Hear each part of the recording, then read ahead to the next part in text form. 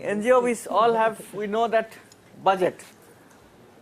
Now, this is like a project cycle where the need assessment of the baseline, plans and budgets, and then it is implemented, program is implemented and expenditure is made, and then monitoring, which is the budgetary control, documentation and reporting, and audit, evaluation and audit. So, everywhere you will see that when the need assessment and the baseline, when we make the plans, we simultaneously prepare the budget. When we implement, we incur expenditure. When we monitor programmatically, we also look at the budget monitoring or budgetary control. And then when we document, we also report. And of course, evaluation and audit happens, or review.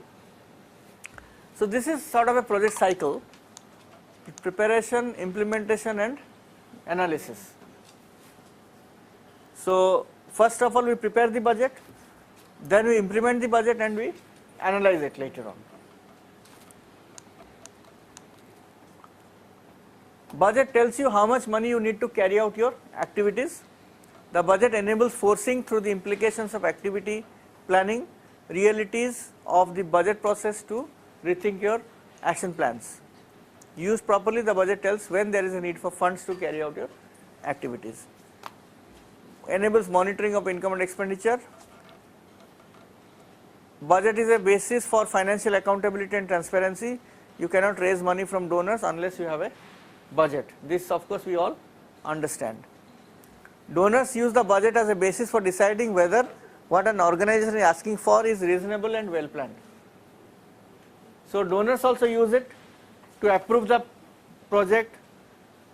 NGOs use it for